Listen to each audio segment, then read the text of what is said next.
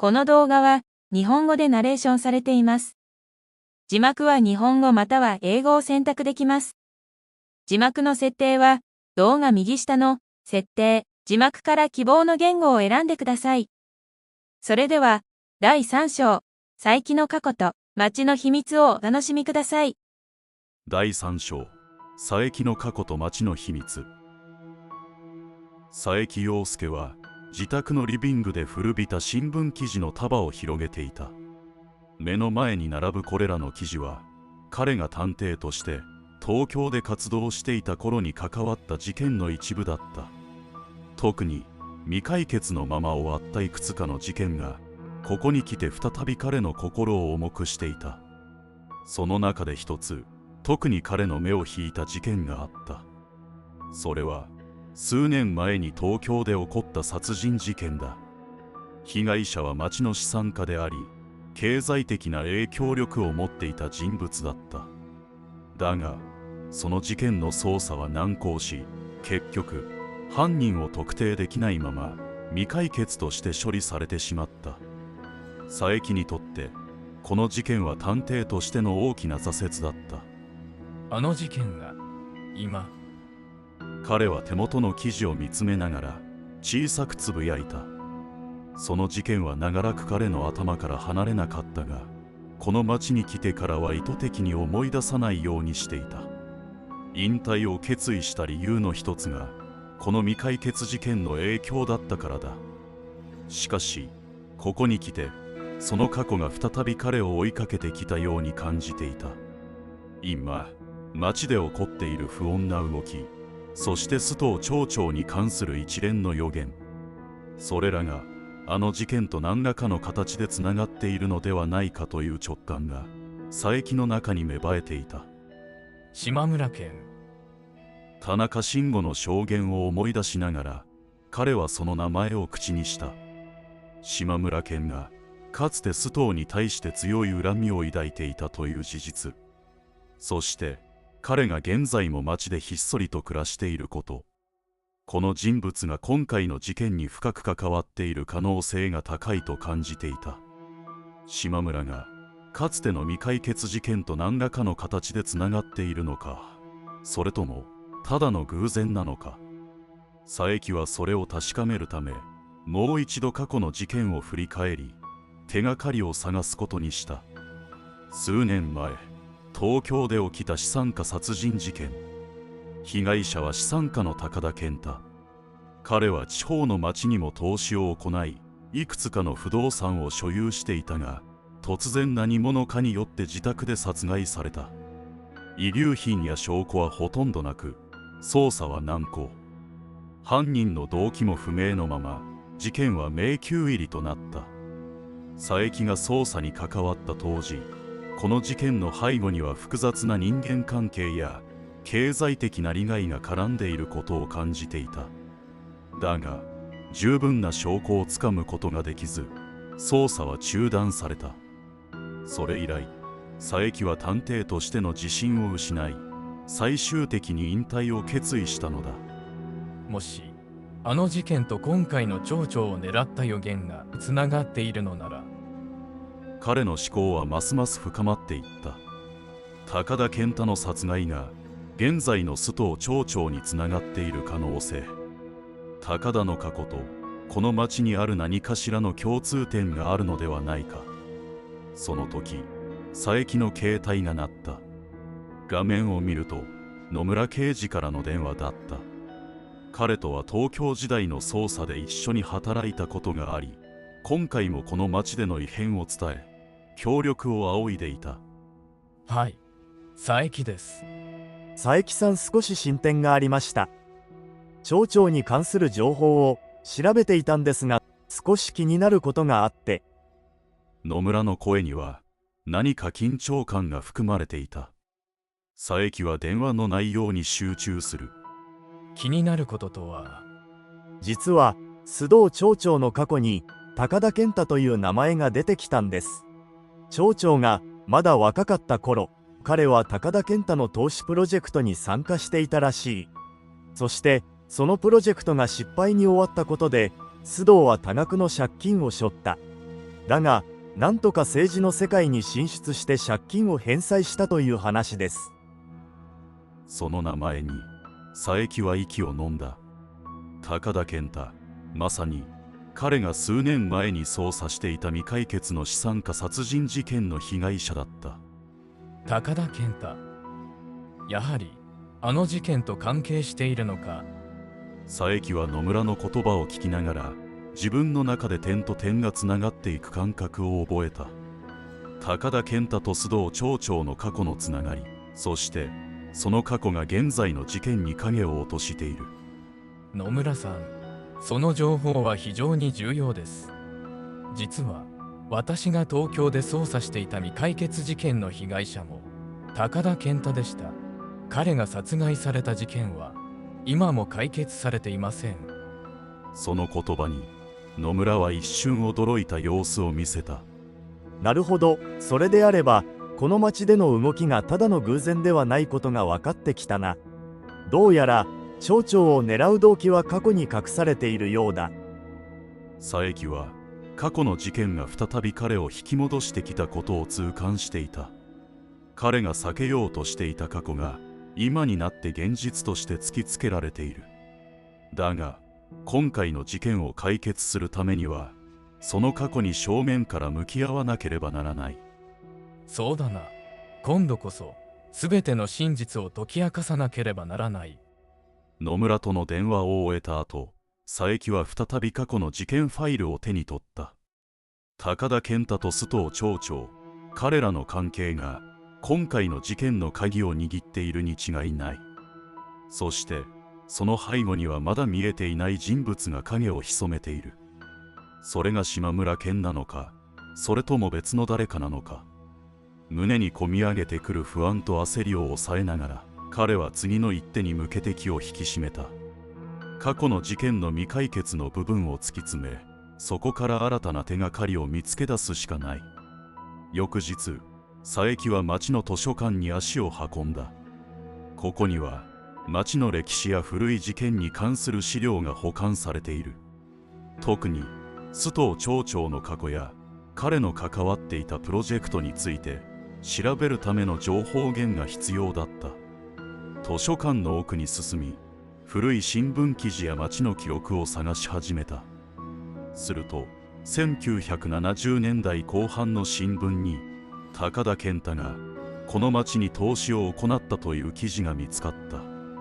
彼は当時東京で急速に事業を拡大していた資産家であり、この町でも大規模な開発プロジェクトを打ち出していた。やはり佐伯はその記事を読み進めながら、当時のプロジェクトが大失敗に終わったこと、そして多くの町民が経済的な被害を受けたことを知った。その中には現在町長を務める須藤も含まれていた。彼はこの時多額の負債を背負いながらも、なんとか政治の世界に転身し、今日の地位を築いたのだ。しかしそのプロジェクトの失敗により、町全体に広がった経済的な打撃は未だに尾を引いている。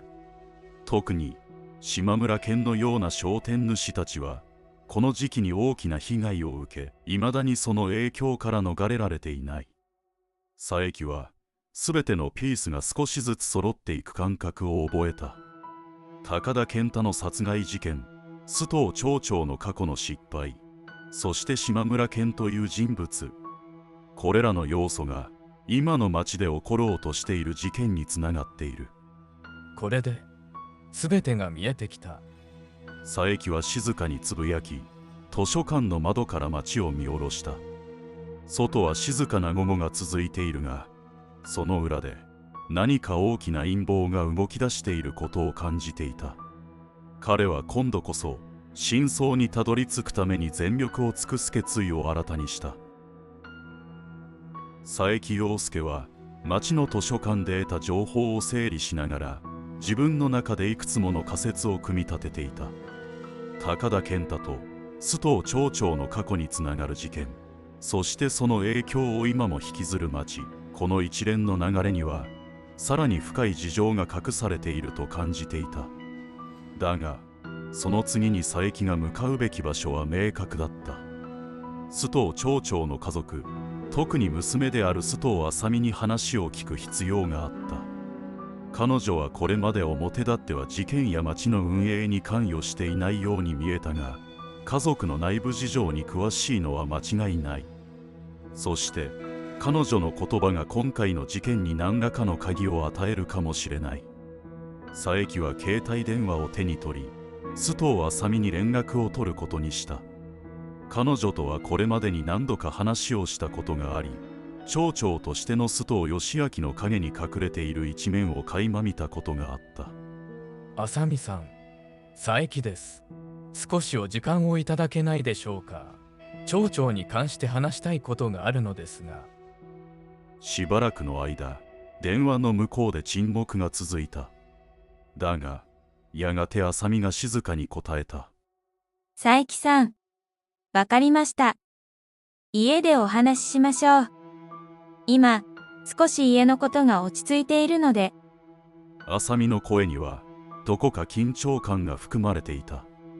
佐伯はそれを感じ取りながらも、約束の時間にストーケへと向かった。須藤町長の自宅は、町の中心に位置する大きな屋敷だった。佐伯が玄関に到着すると、麻美が静かにドアを開け、彼を中へ案内した。どうぞ、佐伯さん、こちらへ。麻美は40代半ばの女性で、どこか冷静で知的な雰囲気を持っていたが、父である須藤町長とは異なり、柔和な表情を見せることが多い。しかし、彼女の背後には父親との複雑な関係が潜んでいるように見えた。リビングに通され、二人は静かに向かい合った。麻美は一度、深呼吸をしてから話し始めた。父についてお話ししたいということですが、何か問題があるんでしょうか？彼女の口調には、心配と警戒が入り混じっていた。佐伯は慎重に言葉を選びながら、彼女に向けて口を開いた。正直に言うと、町長の命が狙われているという予言があります。詳しいことはお話しできませんが、最近の町の動きや反発がそれにつながっている可能性があるんです。麻美さん、あなたはご家族のことについて何か心当たりはありませんか？麻美は一瞬驚いたような表情を見せたが、すぐに顔を伏せた。彼女は何かを考え込んでいるようだった。命が狙われている？父はそんなこと一言も話していません。確かに、最近は何かを抱え込んでいるように見えることはありましたが、具体的に何かは言いませんでした。父はいつも、私には余計な心配をかけないようにしてきましたから。彼女の言葉には、父に対する愛情と同時に、距離感を感じさせるものがあった。佐伯はその点に注目した。麻美さん、ご家族の中で何か秘密を抱えていることはありませんか？特にあなたがご存知の範囲で町長が過去に関わっていた事業や人間関係について知っていることがあれば教えていただけないでしょうか？ご存知のことがあれば何でも結構です。麻美は少し戸惑った表情を見せたが、やがてゆっくりと語り始めた。実は、私自身も父の過去について、あまり詳しく知っているわけではありません。ただ、最近になって、昔の父の行動に疑念を抱くことがありました。特に、私が子供の頃、父はある人物と非常に親しい関係にあったことを覚えています。その人物が誰なのかはわかりませんが、家に頻繁に訪れていたことは覚えています。佐伯はその言葉に耳を傾けながら、過去の出来事が現在の事件につながるヒントを得ようとした。その人物が今回の件に関わっている可能性があるとお考えですか？麻美は再び考え込み、首を振った。わかりません。ただ、私が大人になってからは、その人物のことは、父も話さなくなりましたし、家に来ることもなくなりました。父のビジネスパートナーだったのかもしれませんが、詳細は不明です。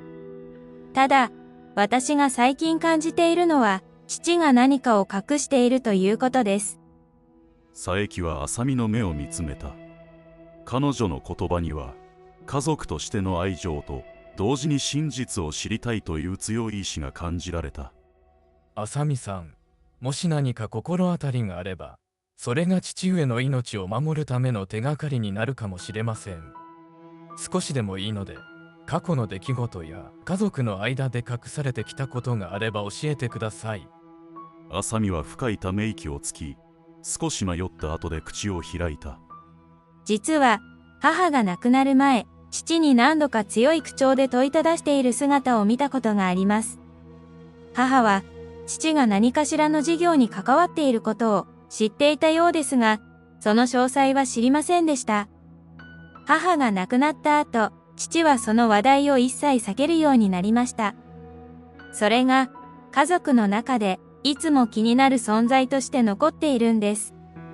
佐伯はその話に耳を傾けながら、須藤町長の背後にある隠された過去が、この家族にも大きな影を落としていることを感じ取った。母親が何を知っていたのか、そしてそれが町長の現在にどのように関わっているのか。家族の中で交わされていた秘密が、現在の事件に影響を与えている可能性が高い。あなたのお母様が亡くなられる前に、その話について何か詳しく聞いたことはありますか？浅見は首を振った。いいえ、母はあまり私にその話をしませんでした。ただ、母が父に対して非常に強い不信感を抱いていたことは確かです。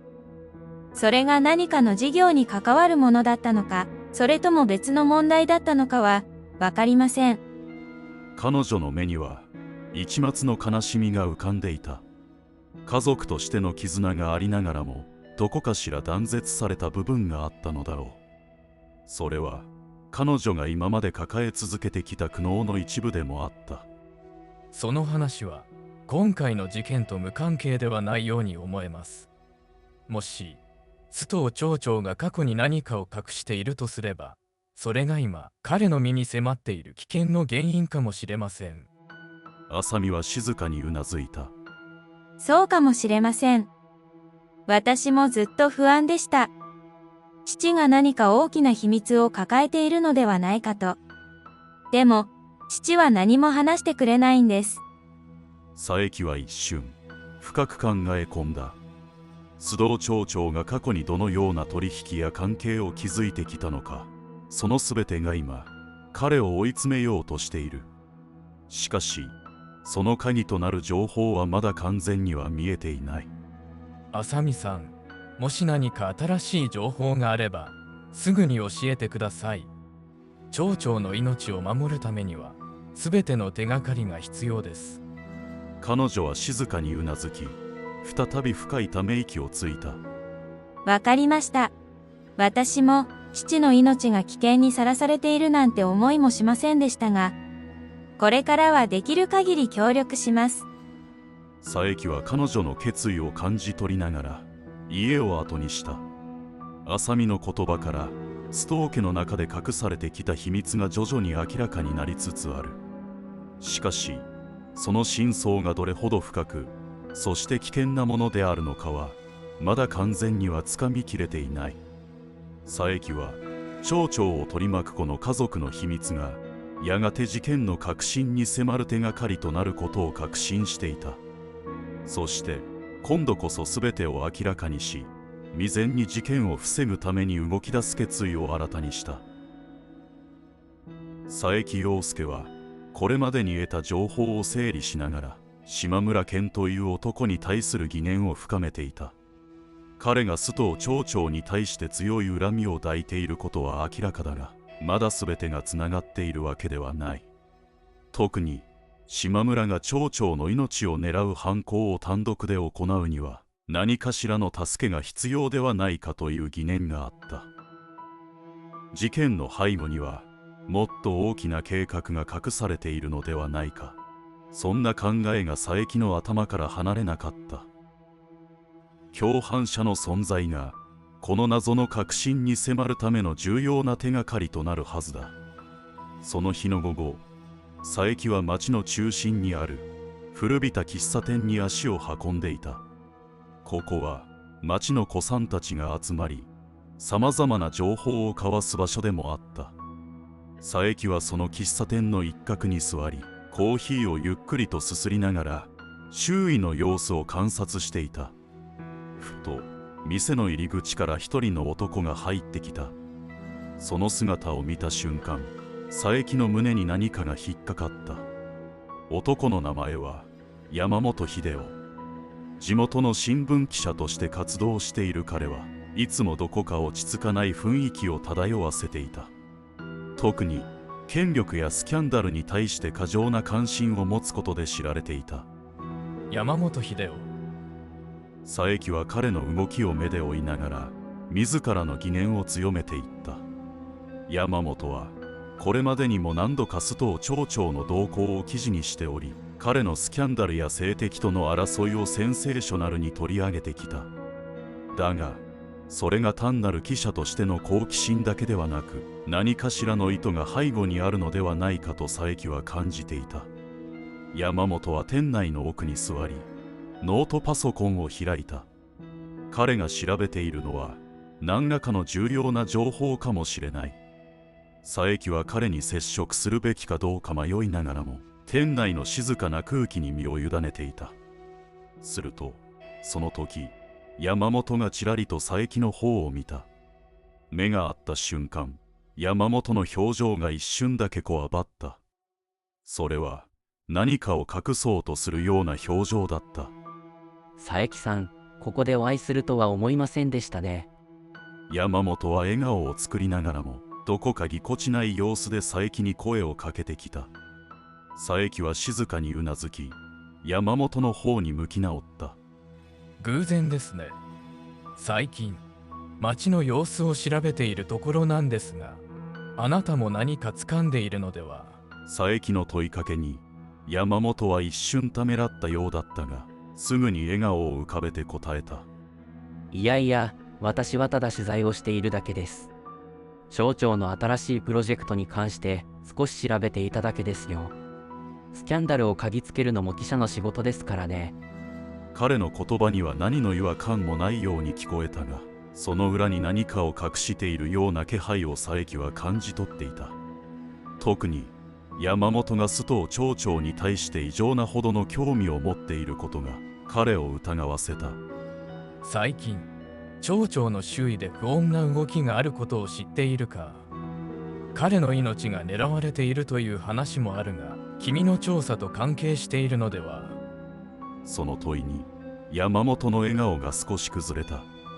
彼は一瞬何かを考え込むように沈黙した後、再び言葉を選ぶように答えた。まあ、いろいろと噂は耳にしていますよ。しかし、それが本当に危険なものかどうかは分かりません。私はただ、町の出来事を取材しているだけです。佐伯さんもご存知の通り、記者としてはどんな情報も見逃せませんからね。佐伯は山本の言葉に違和感を抱きながらも、深追いするのは一旦控えることにした。彼が何かを知っているのは間違いないが、それを引き出すためにはもう少し時間が必要だと感じた。そうですか。もし何か情報があれば、ぜひ教えてください。私も町の安全が気になっているんです。そう言い残して佐伯は店を後にした。山本との会話は不完全燃焼に終わったが、彼が何かしらの秘密を握っているという確信は強まった。山本が単なる記者としてではなく、もっと深いところで事件に関与している可能性が高い。そしてそれが須藤町長の命を狙う計画につながっているのかもしれない。その夜、佐伯は自宅で一人日記を再び開いた。これまでの予言は次々と現実のものとなっており、次に予告されている町長暗殺の計画は目前に迫っている。彼は一刻も早く真相を突き止めなければならないという焦りを感じていた。佐伯は山本の動きを調査するため、次の日彼の取材活動について詳しく調べることにした。山本は表向きには記者として活動しているが、裏ではどのような人間関係を持ち、どのような情報を集めているのかが不透明だった。そこで佐伯はかつての警察時代の同僚であり、現在も警察に勤務している野村刑事に協力を求めることにした。野村ならば山本の背後関係を探る手がかりを提供してくれるかもしれない。警察署に到着した佐伯は野村と再会した。野村は相変わらず落ち着いた表情で佐伯を迎えたが、その目には緊張が漂っていた。佐伯さん、またお会いしましたね。何か進展があったんですか？実は山本秀夫という地元の記者が今回の事件に関わっている可能性が高いと思っています。彼が町長に異常なまでの関心を持っていることが気になっていて、彼の動きを調べてもらえないでしょうか。佐伯の言葉に野村は少し驚いたような表情を見せた。山本秀夫か。確かに彼は最近いろいろなところで噂になっている記者ですね。わかりました。少し時間をください。彼の過去の経歴や現在の動きを確認してみます。野村はすぐに警察内の資料を確認し始めた。しばらくの間、佐伯は待ち続けていたが、その間にも頭の中で仮説を組み立てていた。もし山本が共犯者であるなら、彼は誰と手を組んでいるのか。彼が何らかの報酬を得ているのか、それとも純粋に町長に対する恨みから動いているのか。しばらくして野村が戻ってきた。佐伯さん、少し気になることがありました。山本秀夫は数年前に東京のある新聞社で働いていたのですが、その新聞社のオーナーが高田健太だったんです。その名前に佐伯は息を飲んだ。高田健太、彼こそが数年前の未解決事件で殺害された資産家であり、今回の町長暗殺計画につながる糸口でもある人物だ。やはり山本は高田健太ともつながっていたんですね。ということは、彼は須藤町長だけでなく高田の殺害にも何らかの形で関与している可能性がある。野村はうなずきながらさらに情報を続けた。山本は高田健太の新聞社で働いていた頃、ある特定のプロジェクトに関与していたようです。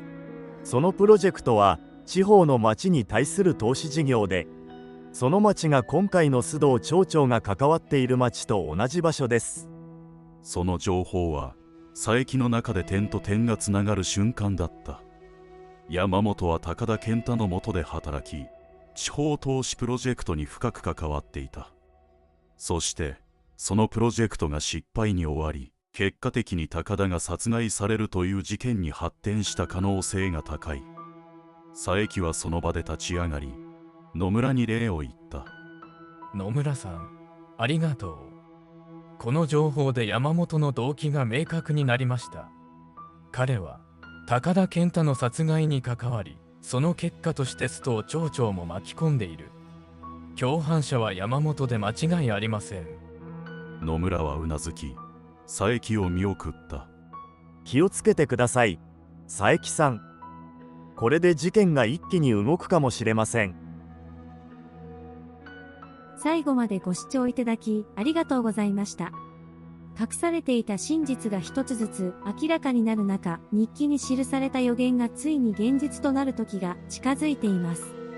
殺人の予言が実行されるその瞬間、佐伯は何を目撃するのでしょうか。次回、物語は最も緊迫した局面へ。第4章、殺人の予言が実行されるをどうぞお楽しみに。